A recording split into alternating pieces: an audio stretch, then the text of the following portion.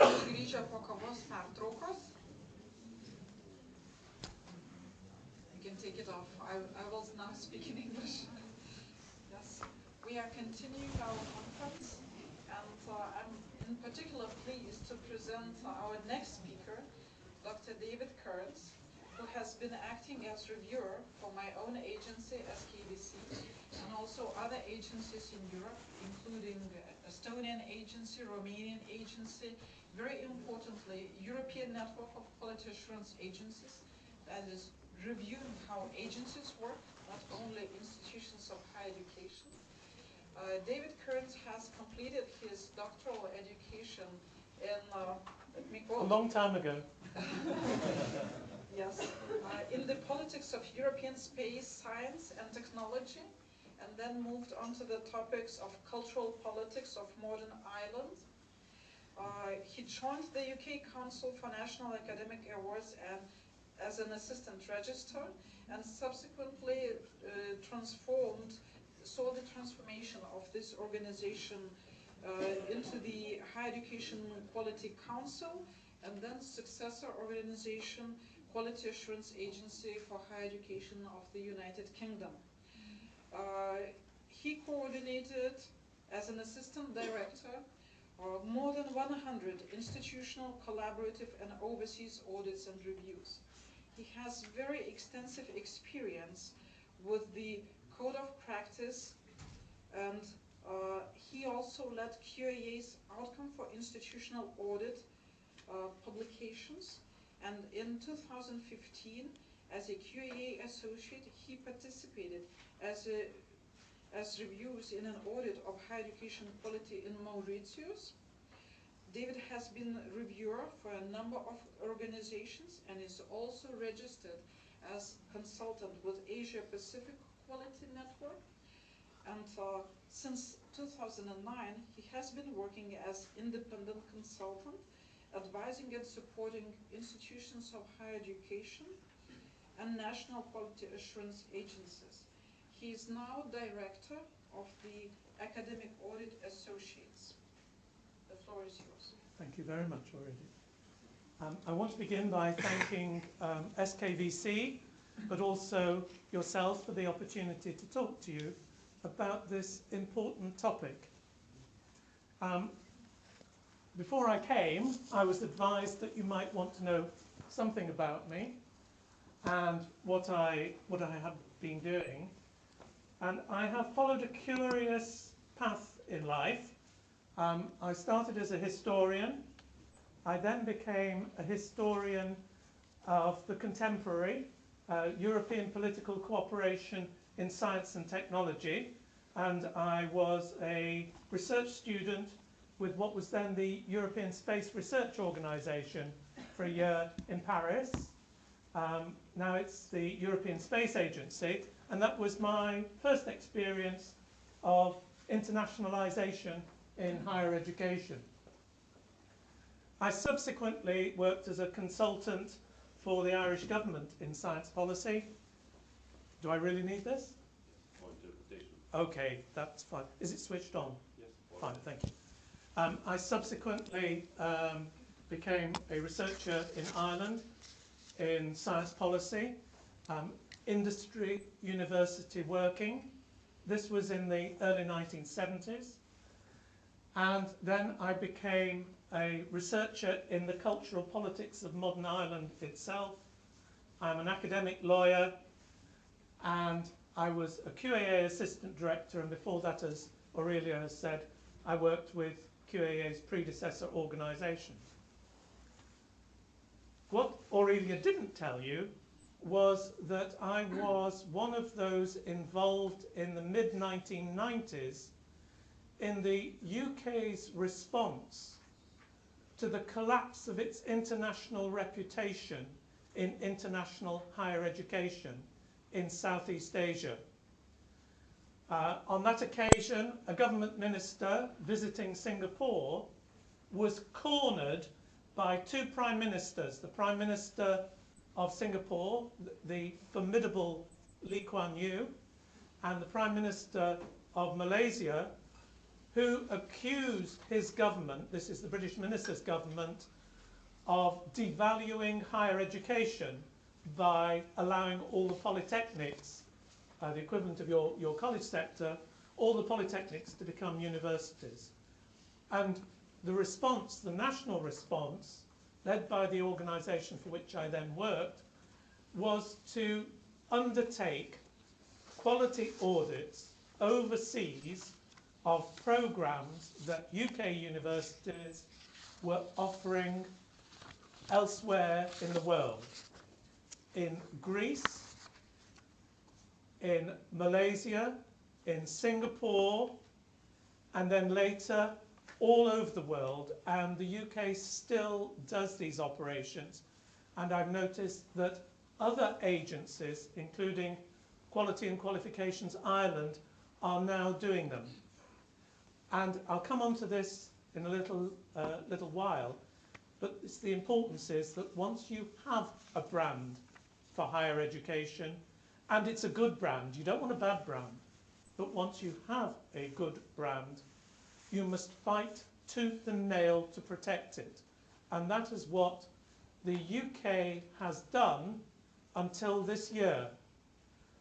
And the Brexit vote and the consequences of the Brexit vote and a few, but it only needed to be a few, xenophobic outbreaks in the UK are dragging our international reputation through the mud.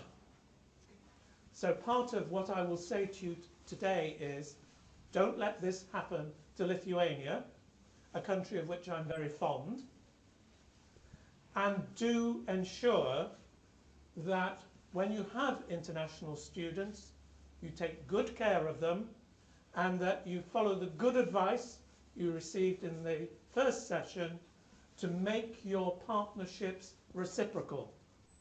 Give back as well as take. So this is the outline of what I'm going to talk about.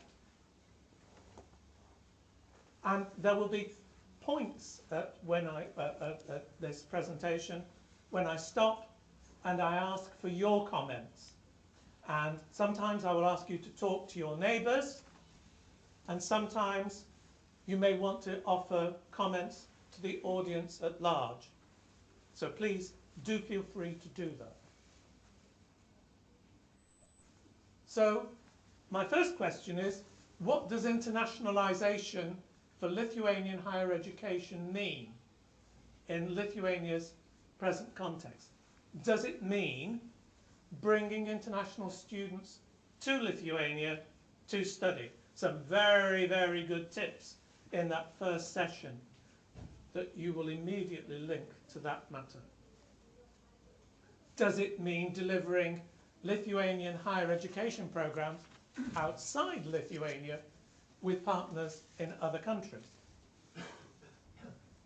Does it mean being the Lithuanian partner of a higher education provider elsewhere? Or does it mean internationalising the Lithuanian curriculum? And my thinking as I was looking at your contemporary history is that there is now what I, as a historian of modern Ireland, recognise as a diaspora. There are hundreds of thousands of well-qualified young Lithuanians spread across the world. Use them. They are a wonderful resource to pass information about Lithuania, but also they might want to come back to complete their education. Or do you want to enable Lithuanian students to get higher paid employment inside and outside Lithuania? And I recognise that in your current circumstances, the idea of helping more of your graduates to go overseas is a difficult question. So, this is your first question. What do you think internationalisation? I thought, all right. What does internationalisation mean for your institution? So please share your thoughts. So you have a couple of minutes to share your thoughts with your neighbours. Off you go.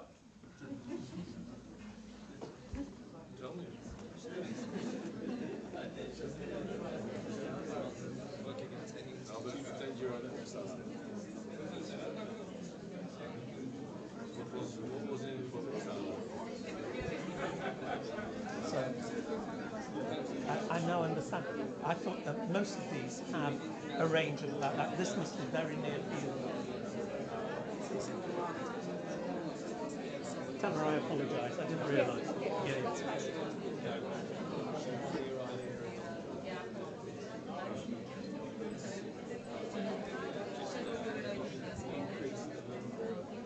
When we've done this a little bit,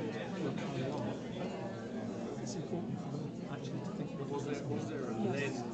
I'm going to make some hints. Improving your education.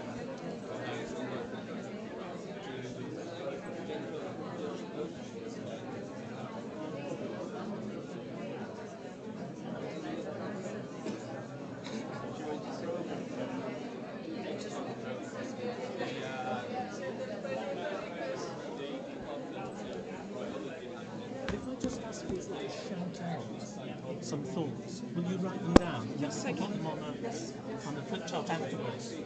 Or we could do it now. I can write it on the flip What chart. would be better? What would be better? You just to make private notes and then put them on the flip chart or do them now? I think on the go. Okay.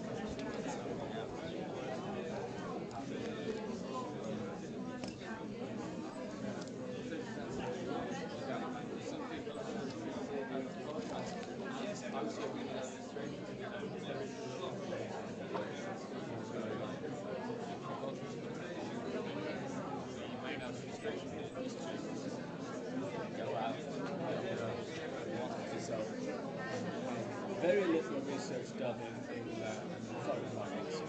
It's like everyone and their mother is going to China, so we're going. You guys are the whole. Me Tooism is a very strong strategy that's followed because it saves thought, doesn't it? Yeah. Do you use Envivo or Task?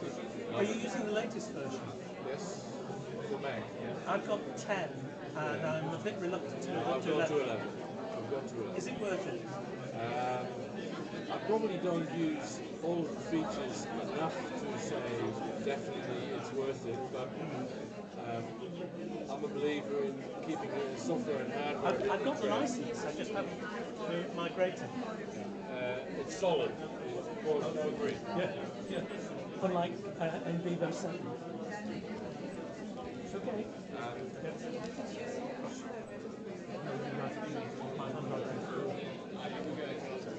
Okay, folks. I'm not going to put anybody on the spot. They don't have to stand up. But if you would, in either English or Lithuanian, because we have Aurelia at the flip, if you would just call out what internationalization means for your institution. And we'll stop when we get to about half a dozen or maybe a few more. But I just want to get your immediate responses because it's important for us to know where we are now. So, okay. Can you call out, please, what internationalization means for your particular institution at this moment? You don't have to identify yourselves, just call out. You're so shy, I can't believe this. Yeah. Just better international visibility. Okay. If it's okay, I mean to attract foreign students. Yep. Okay. Well, I think it's adding international dimension into the process, into the curricula, and into the ethos or culture of the institution. Okay. Anybody else? Lady at the back. Synergy we got. Challenges for the institution while preparation for the staff, for the students to accept not only the numbers of students, but the culture of students. Okay, that's what internationalization means for you and your institution. That's good. Anybody else? We've got some institutional senior managers here. Yeah? Nobody's mentioned money yet. Yeah? Yeah? Income. And additional problems. Good. Good. Yeah? Anybody else? Okay, we'll go on. Thank you, Aurelia. We've got another one of those now. Yeah. Okay. So, I now want you to switch the focus from your institution to Lithuania, and you'll see there's a thread between the various presentations here. What is Lithuania's internationalization strategy?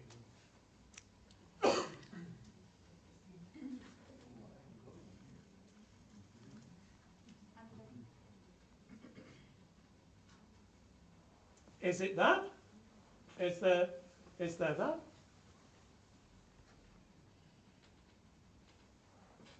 By the way, I don't think studying Lithuania is the most positive message or positive portal for people to look at. When the principal message about why to study in Lithuania is why not, that's not very positive.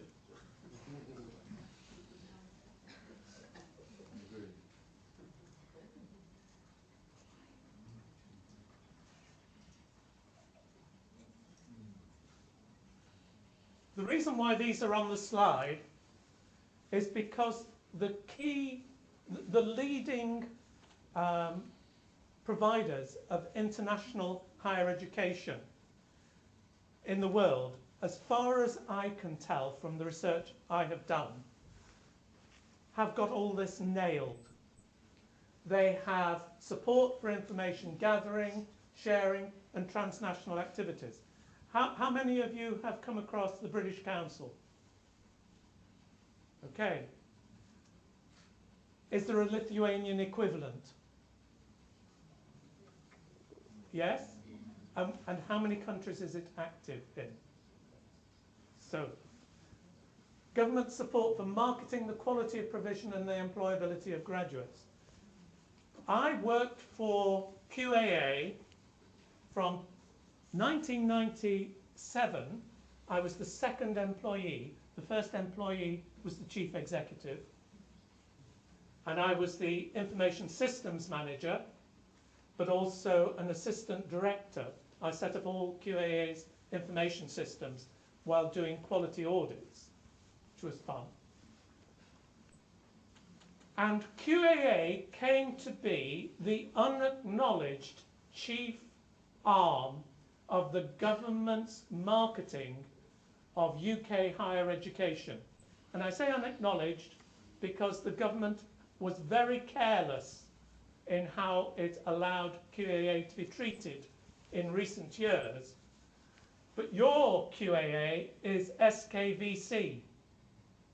Do not let your government, and I'm speaking now to the institutions, do not let your government do to SKVC what our government allowed to be done to QAA. QAA was a global and particularly a national resource for higher education quality, and through carelessness, its reputation and its capacity was diminished. Its capacity will be built up again. Its reputation amongst those who know about it will be built up again. But that was just carelessness. Don't let your government do the same. Government and collective responses to supporting key language and cultural skills. Are there special programs for intensive upskilling? I hate that word, but it will do. Improving the skills of key academic staff, key administrators and managers, so that they can meet and greet international students in one of the great international languages of higher education. Obviously, English is the preeminent one, but there are others. And I hope you have an academy now concentrating on educating young Lithuanians in Mandarin. That will be incredibly important in the coming decades. Do you have one? You do? Excellent. Cherish it. And scholarship and studentship schemes supported by third parties in the diaspora. I urged you to think of the students, and now they will be employers, that have left you and gone to work elsewhere in the world. My subject expertise is in the modern history of Ireland. And after a famine in the 19th century, Ireland sent its sons and daughters, or rather they fled from Ireland to escape starvation, all over the world. And now they are rich, and they invest in Ireland, but they also invest in Ireland's young people. Your universities and colleges should be seeking these successful Lithuanians out and inviting them to talk to you about how you can work together. So, this might be a shorter conversation than the last one. What is the government's strategy for internationalisation and partnerships in Lithuania? I'll give you 5 minutes, but you might need less than that.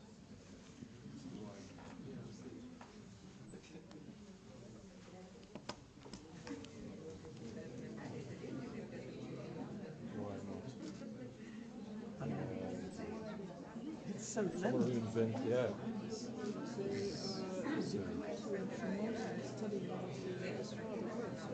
Because of what, I'm not sure whether this one or the earlier version was. Yes, this was awarded among the promotional projects of other European countries as being one of the best.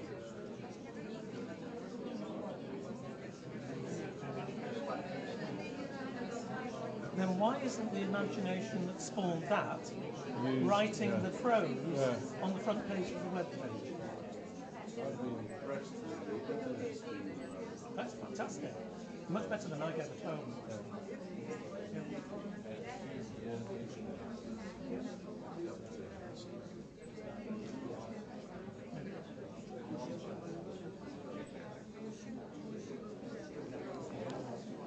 Okay. Same system as last time. Oh, you're still talking, I'll shut up.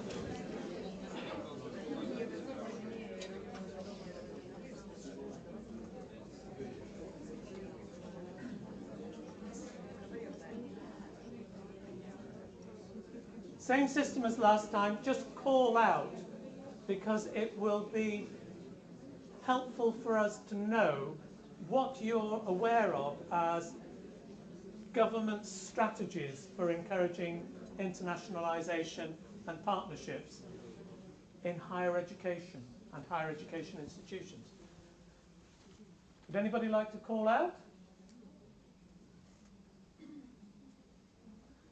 Because I will take it if you don't, that you're not aware that the government has a strategy for internationalisation and partnerships. Definitely, the government has a strategy, and probably there is some resources devoted for student exchange and Erasmus program. Okay. But some also projects are probably lesser coordinated, and it not somehow influence the higher education institutions work together and move, keeping track on the synergies and so on. It's a really important point. I'll come back to that in a moment. That's a really important point. Anybody else?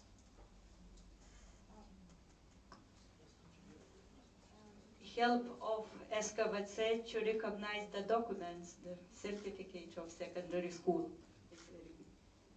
Okay. So, now, can we just clarify, that's Lithuanian qualifications and making their work known more widely outside Lithuania? Okay. Yeah. Okay. Anything else? I'm sorry to say that, but no clear internationalization and partnership strategy, at least not long term, is seen by the government. Okay. And what is missing, and we've been discussing just a month ago, that we need long-term strategy that involves not only attracting international students and selling our research products abroad, which means money and incomes, but also looking for long-term benefits to local economy of Lithuania, as it was mentioned in the morning today. Bringing the talents and making them to pay for their education in Lithuania by employing them here, because the same problem of aging society is seen, but the government does not see that so much. Okay. That's pretty hard hitting. Sorry.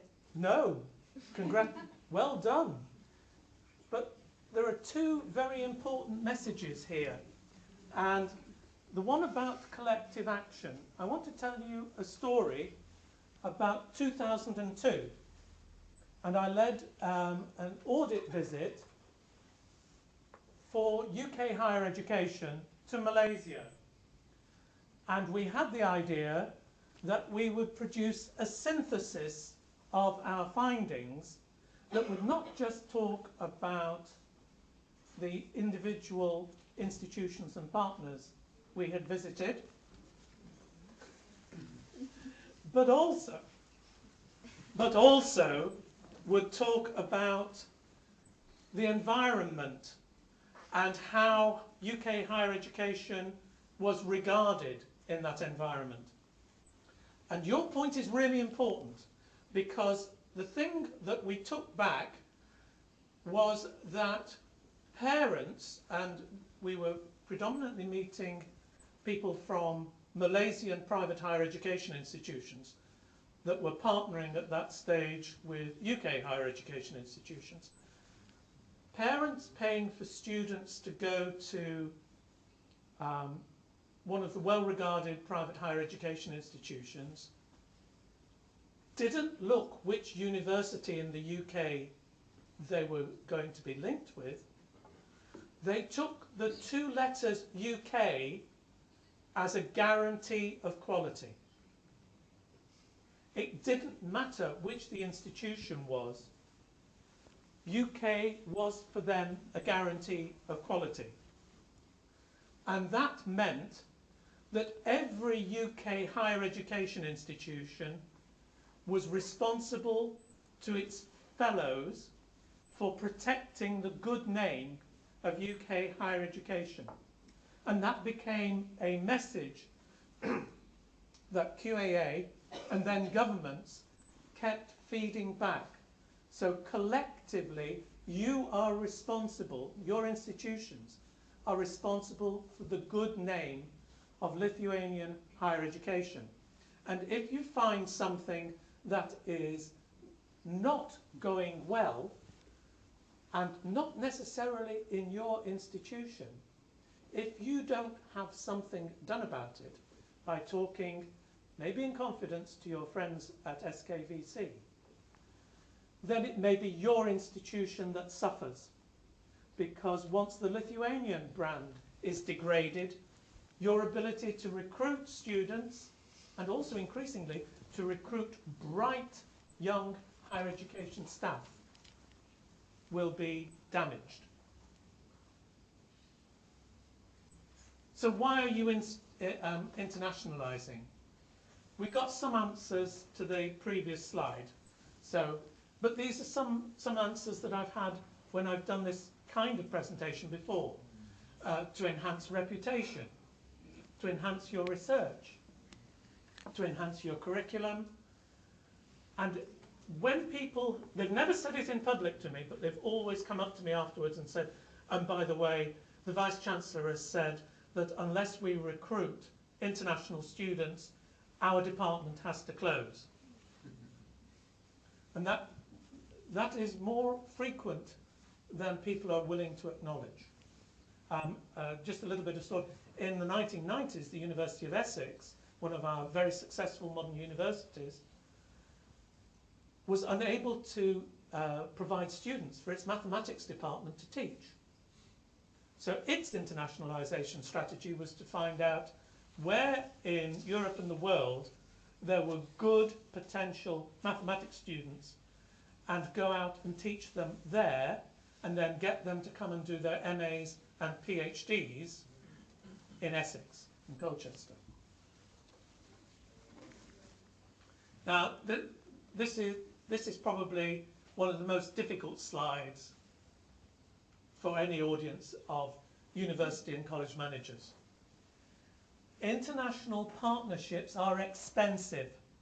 They are a money pit. They will cost you a great deal of startup investment. They take time to become self-supporting. They require constant close management of relations between the partners. It is like being, do you have the phrase marriage guidance counsellor in Lithuania? In England, a marriage guidance counsellor is somebody who tries to repair a broken marriage. Interpartner relations is a lot like marriage guidance counselling. They have to be good at academic matters, which means that either they have to have been academics themselves or have sympathy and understanding for what really matters to academics. They need to have the kind of funny mind that can read a balance sheet and can also read and deconstruct a legal document. And they need to be able to focus on students. So that's the big message. If you go in for international partnerships, don't expect that it will get you out of a financial black hole. It will not. It may, in fact, as several institutions in the UK found in the 1990s, drag you further into a black hole. And the other thing is that when international partnerships go wrong, they are big news. Newspapers want to fill column inches, and everybody is happy when somebody fails. What is the definition of Schadenfreude? It's not enough that I should succeed, but that my best friend should fail. So, by international partnership, what do you mean exactly? Is it like more overseas campuses mostly, or any type of relationship? Any kind of relationship, including with agents. Okay, we'll come on to... Not only for students recruitment. Not only for students recruitment. Research projects. Indeed, all of them. All of them need to be subject to formal agreements, so you know what your responsibilities are and you know what the responsibilities of the other parties are. Remember, I'm a lawyer. Okay, this is a reality check. These slides are going to be shared afterwards, aren't they? But so this is something that my business partner drew up, and it's a way of identifying where you are and where you might need to go. So how many of you are in square 4? You recruit international students and you have international partnerships. Okay, minority. I think there were 3 hands there. How many of you have not recruited international students so far? Okay, and how many of you have not established partnerships? So most of you have. Oh, sit tight and listen. Institutional quality strategies. You all, of course, because you are subject to the European standards and guidelines through SKVC, you all have arrangements that align with the first part of the European standards and guidelines. So, does your quality strategy have a section in it on internationalisation and collaboration? That's ESG 1.1. How many of you could say that? I heard yes, yeah. Okay. Well, you've come to the right place, because if you haven't, you will have tomorrow morning. Is yours a whole institution quality strategy? In other words, does it cover research and does it cover student support? And how are you developing your staff to support an approach, or your approach, to internationalisation and collaboration? ESG 1.5. Just something to think about, because you're all supposed to be working under the European Standards and Guidelines, Part 1. Is that correct? So, first steps in international partnerships. Before you get on that plane, do some research. Identify where there are researchers and learners who may want to work with your institution. Do you have the necessary skills, the language and the cultural skills to work with them? If you and your partner are both using a common third language, how good is that common third language? Could you deal with abstract concepts easily? For example, could you read a contract and understand what your obligations are and what your partner's obligations are?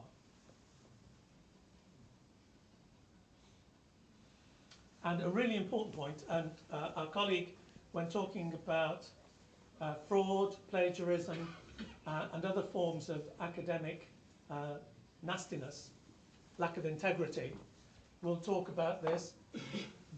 Can you realistically expect the students you're recruiting to be able to start degree studies with the language of their language skills when they come to you? In England, this has been a real wake-up call. The number of students in the early part of the millennium who were failing because students were being recruited with too low an IELTS score. It used to be that only taught postgraduate students were recruited with an IELTS score of 6.5. Now virtually all degree students in good universities in the UK are looking for that level. And it's a serious question that Robert asked earlier.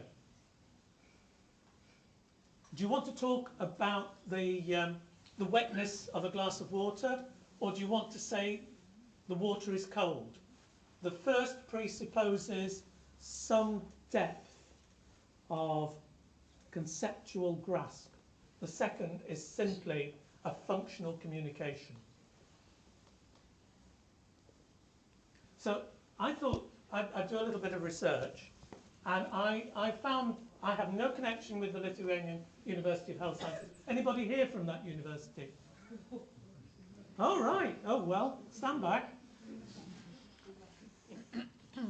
It has very prominently on its website details of the research contacts it has with a distinguished institution, the Karolinska, which by anybody's standards is a global higher education player. So what that does is say, as Robert was saying earlier, it says we are working with the best. We know what the best looks like. Oops, sorry, beg your pardon. they're working in an area of high demand. The world and his wife wants to become, particularly if they're wealthy, wants not themselves, but wants their son and daughter to become a doctor, because it's a respectable profession and it earns a lot of money. But that can be translated into other areas. It's open to product extension. I guess all of you have got MBAs. No? Yes, of course you have. MBAs, yes. I won't say what I think of, yes. However, you will be familiar with the term product extension. So a product extension out of medicine is veterinary sciences, pharmacy, odontology, because they use the same information and knowledge bases, but not nursing or paramedical training. Any UK university with the Lithuanian University of Health Sciences kind of foothold or footprint would have set up a nursing school and would have set up training for paramedics and also for disaster relief workers. I don't charge for that, by the way. But what I'm saying is that if you have somebody in your institution who has this kind of research expertise or teaching expertise, you may be, the English term is piggyback. I don't know if I how would that be translated?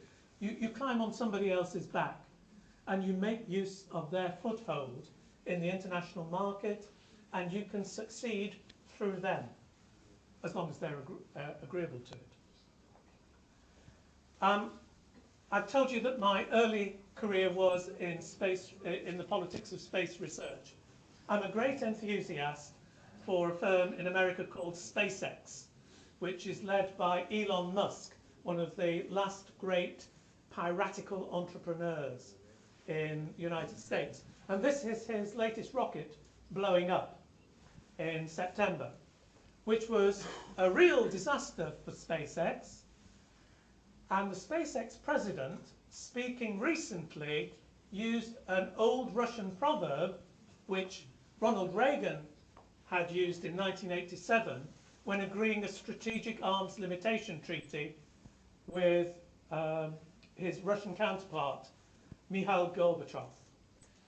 We will trust you, but we want proof. Trust but verify. And interesting, the reason why the SpaceX picture is up there is because the president of SpaceX, Glyn Shotwell, has said that the problem was actually with a subcontractor, and that SpaceX had taken the subcontractor's assurances on face value. SpaceX won't be doing that again. It's an interesting saga and worth following, particularly if you're interested in space science. So due diligence is one of the core disciplines for anybody working with partners and agents. It allows you to know who you are dealing with, and who you are dealing with may be very different from who you think you are dealing with. And good due diligence is 360 degrees. If your prospective partner doesn't want to do due diligence on you, walk away from them. They are not worth working with, because they are not thinking about their reputation, and you may be entering into a partnership. Somebody's just going out now to do some due diligence. They may be entering into a partnership absolutely careless of your reputation and of their own. And due diligence needs to be not only academic, but it needs to look at the credit rating of your partner or agent. How long have they been in business? How much working capital do they have? Are they insured? Because if they do something wrong and you foot the bill, that's a very expensive lesson. And it needs to be carried out by people who are solely contracted and responsible to you. And you need to know absolutely that you can rely on their integrity.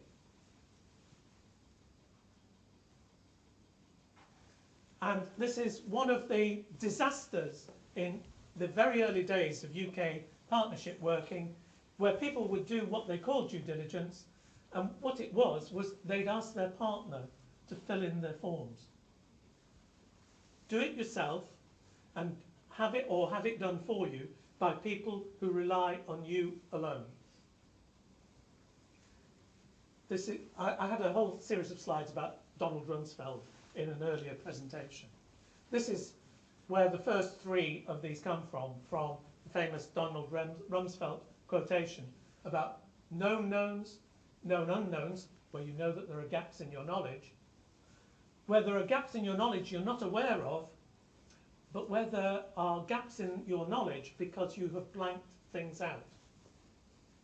So my advice to you is, if you want to learn how to do due diligence on yourself, as if it's going to be the due diligence report you give to a prospective partner or agent. No holds barred. So know what your institution's strengths are, what your experiences of partnership working, and sometimes some of your experiences may come from people in your purchasing department or in your financial auditing department. You know, spread your net wide, particularly in a small institution. You cannot afford to neglect skills that will help you. Identify what the gaps are in your knowledge, and what do you know that you do not want to admit to yourselves or others. That's the last and hardest question.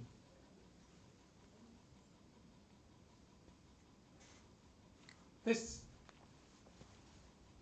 message I want to get over to you, and this was written for institutional leaders, is don't expect people with no training and no support to do a good job of supporting partnerships and internationalisation. It's an expensive business because you can only afford to hire the best. It requires academics with many skills, much knowledge, including knowledge of languages, and great integrity. You're putting your reputation in their hands, as you do in the hands of all your teachers when they go out in front of a class. So these are the, if you like, these are the specs for the kind of people you want. And you want them to feel able to come and talk to you at any time. Because if they're going to be in a partnership, they are going to be away from their families a lot of the time. They're going to be on aeroplanes. And this is an important message. If they're good, tell them they're good. I mean, how many of you have Employee of the Month or Employee of the Year awards? Right, well, there's a lot of scope for developing those. People need to know that they are valued, and not all value comes from salaries. Sometimes value comes from knowing that what you do is important to your colleagues. So you don't need to leave Lithuania to internationalise. And I put a link on the bottom here, but there's a link that SKVC will share with you to some resources from a successful period in UK internationalisation. UK internationalisation, I would say, is in crisis now. So this is good practice in supporting international students from UK experience. Leave you for a second just to look at that. And I bet most of you who are dealing with international students have these in place already. Yeah?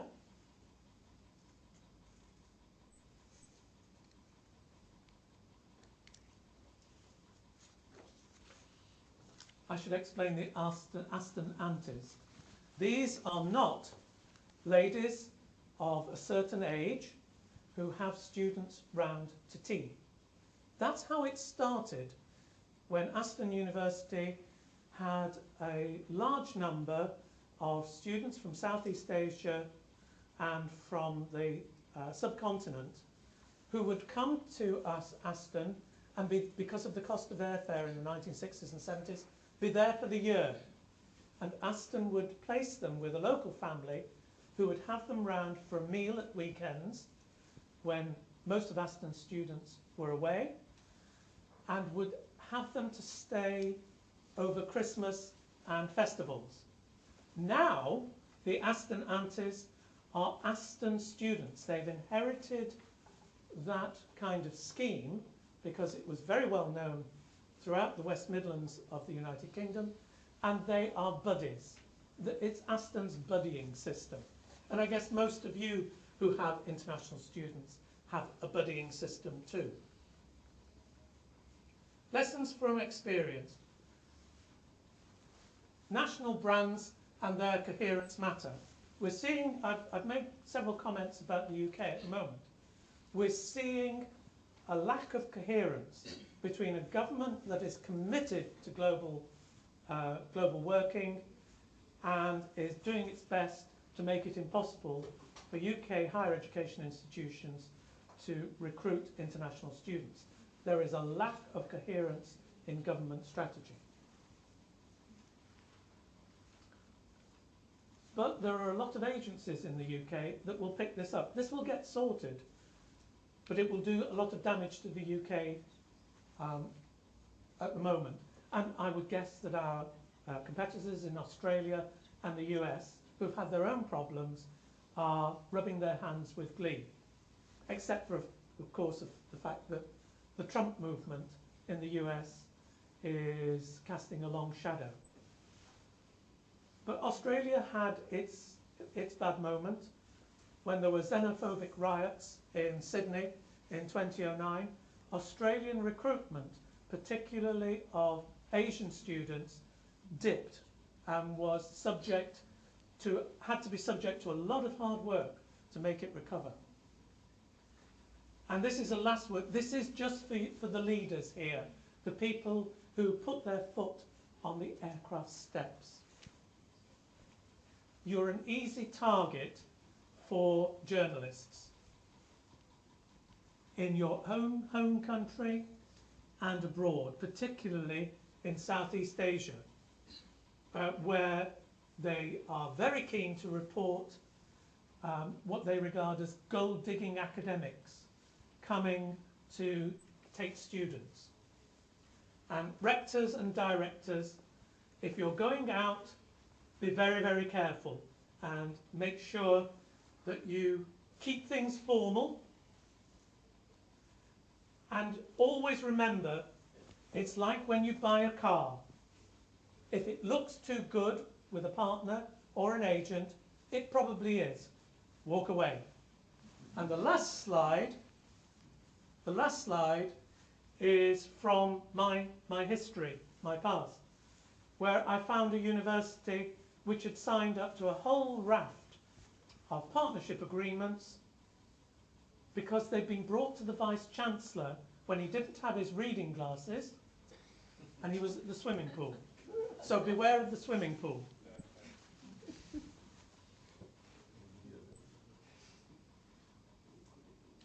So, useful reminders.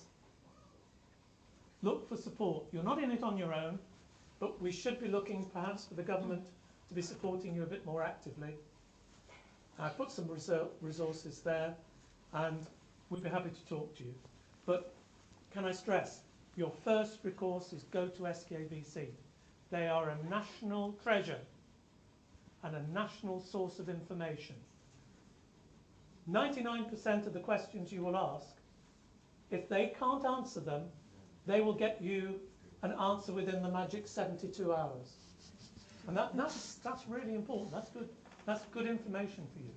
And if you can't, SKVC will pass you to people who can. Okay, that's me.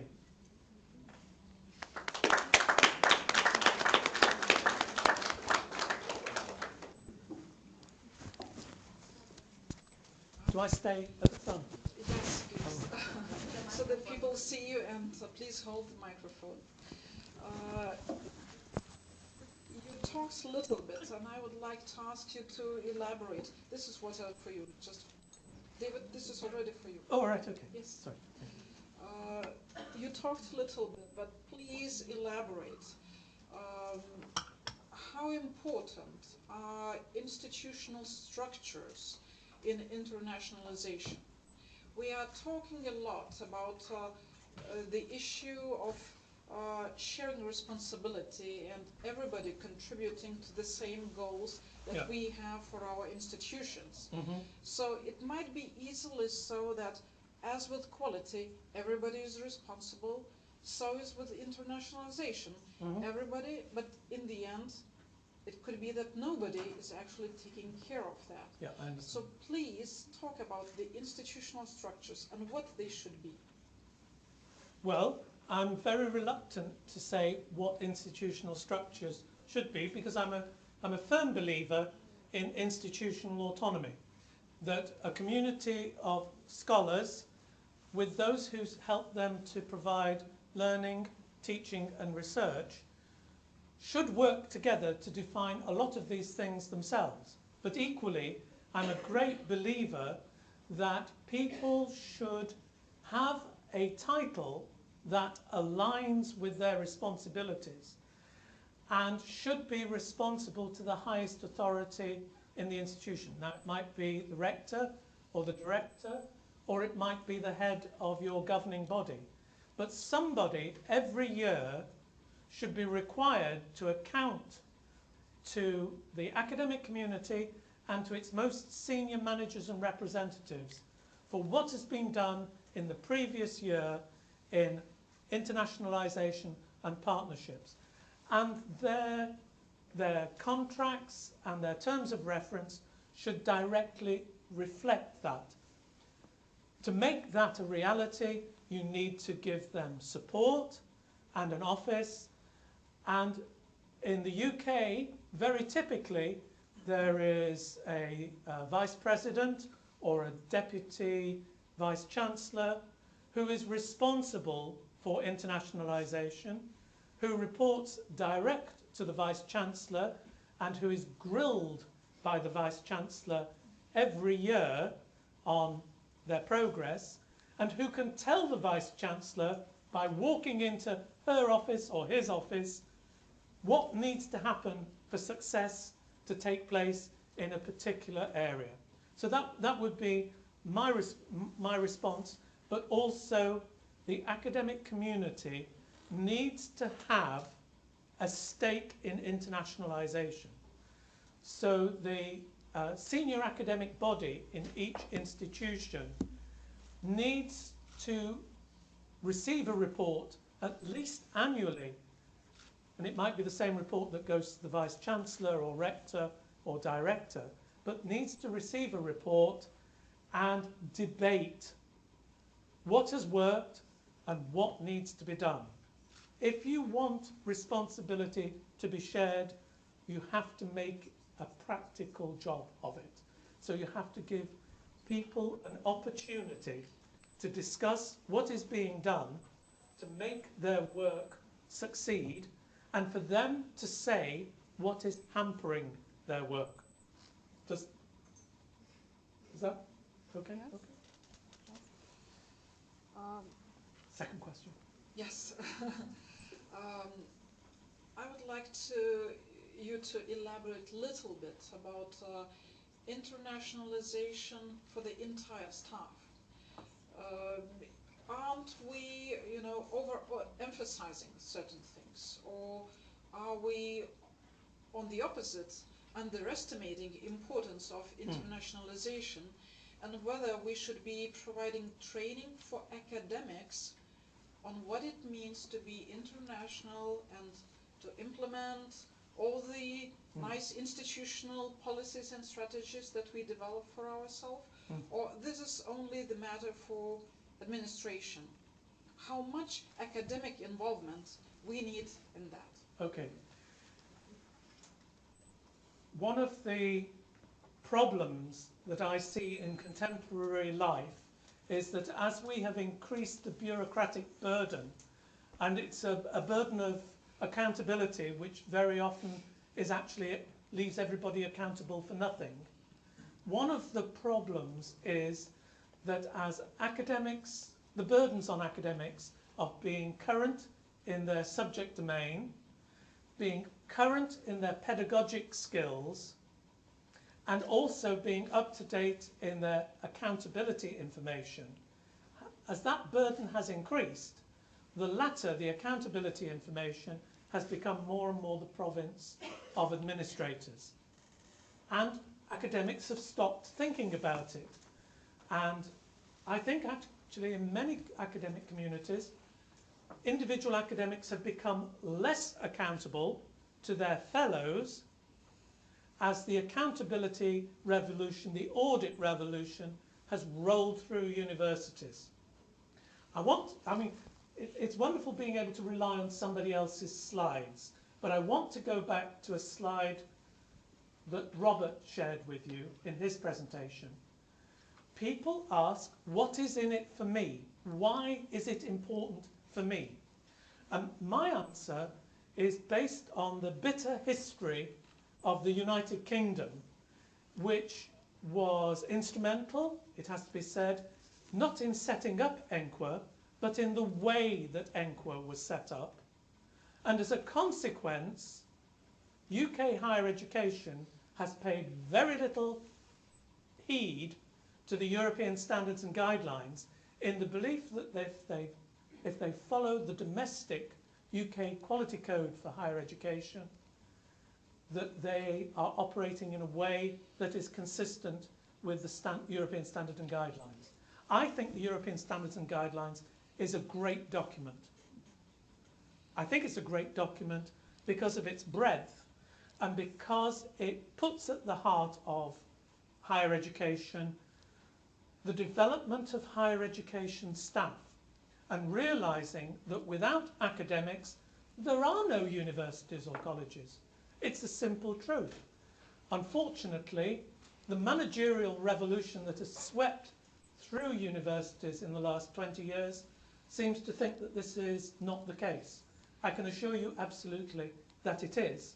And at the point where academics cease to be accountable to each other, to the people who can actually understand the arguments that are being put for or against a particular strategy of learning or the inclusion of a particular body of knowledge in the curriculum, then accountability is of no value whatsoever.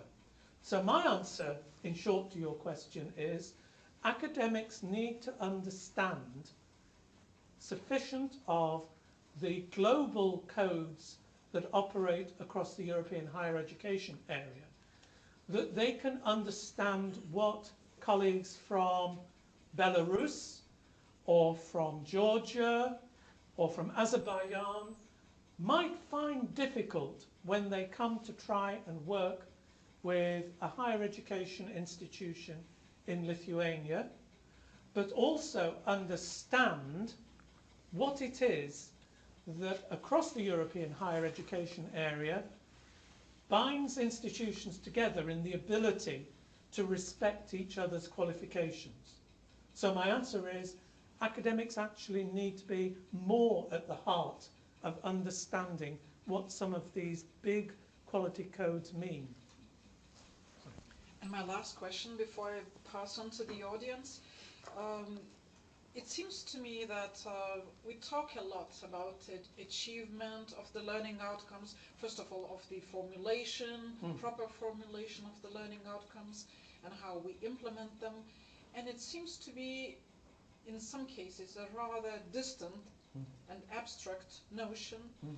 But how does implementation of the learning outcomes actually contribute to building the successful educational brand so that people are willing to come to our countries and to study and to do research and be in partnership with us?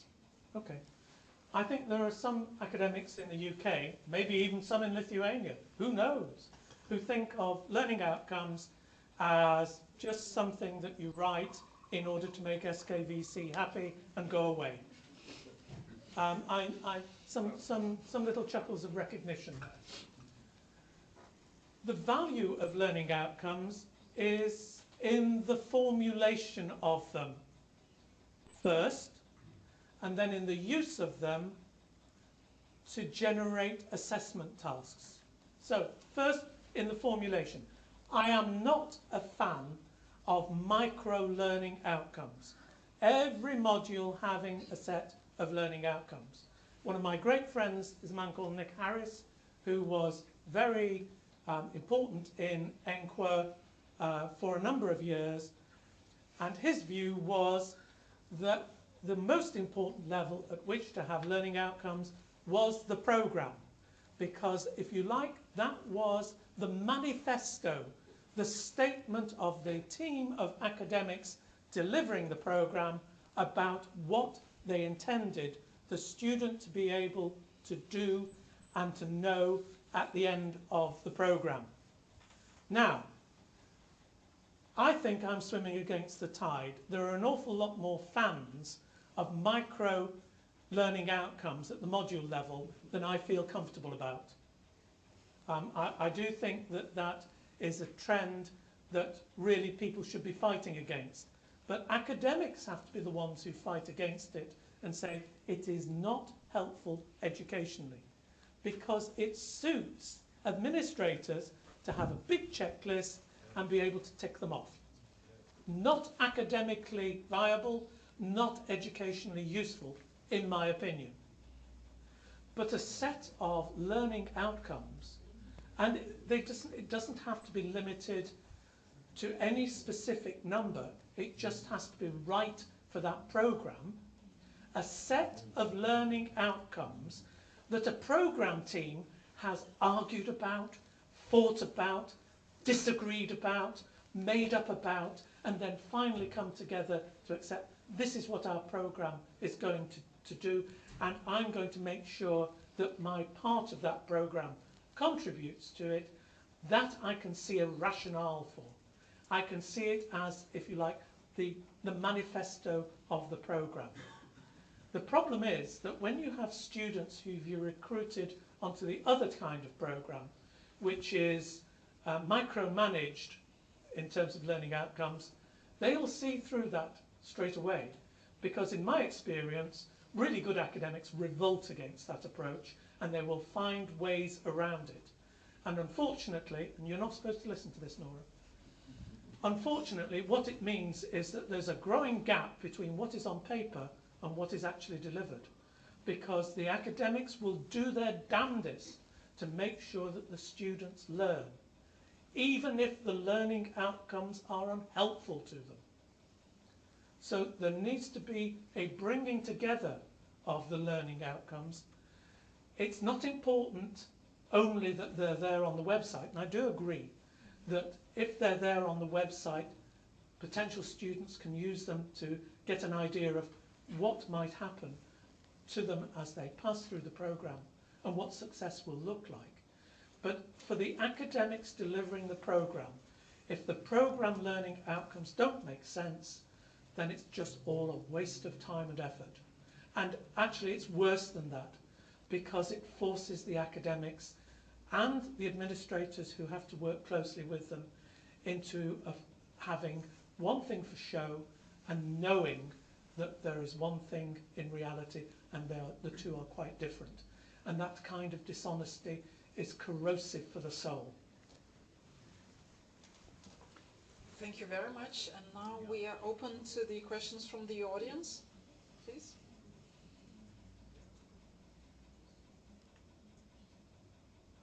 Can I start by apologising to you? I get carried away.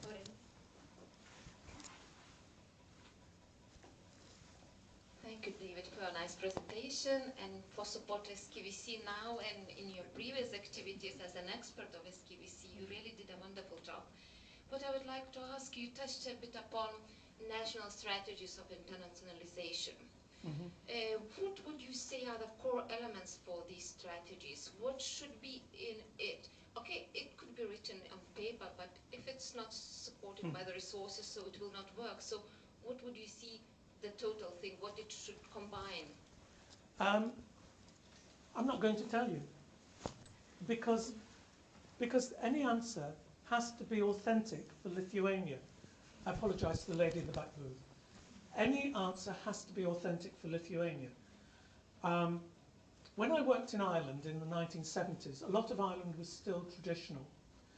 And my then wife and I toured a lot of Ireland, and I learned a wonderful Irish saying that an expert is the man from the next village.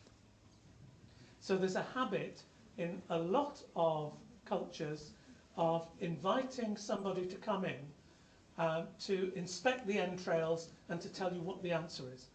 I can't do that for you, nor should I. It's an answer that you should do for yourself. I wonder if I've taken them out. I had a set of questions that you can ask yourselves.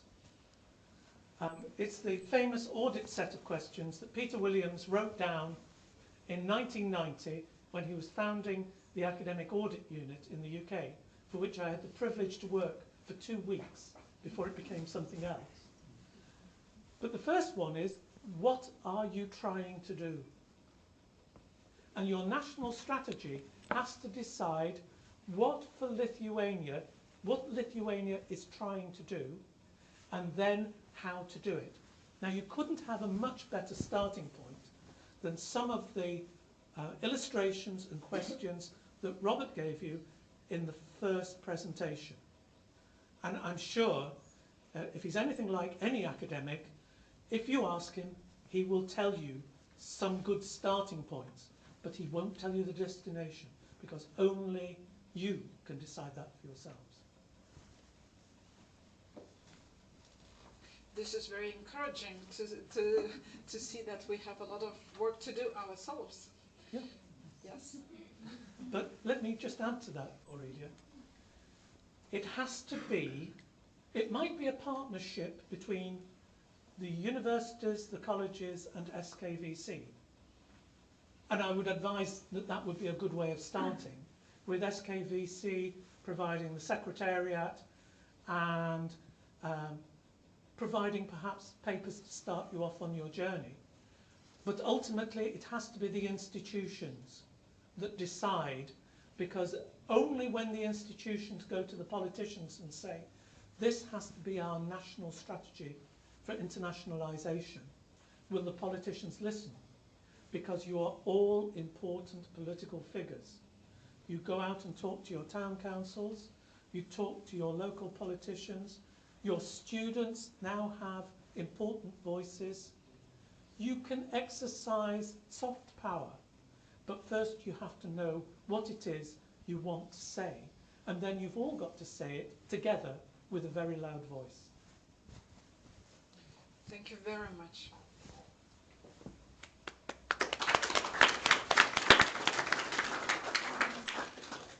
Toliau pagal programą yra numatyti pietus. Pietums kviečiu į pirmą aukštą ir taip pat kviečiu nepabėgti. Po pietų turim taip pat labai gerus pranešimus, įtraukiančius ir interaktyvius. Tai visus laukiame sugrįžtant 14:15 į šią salę. Skanaus.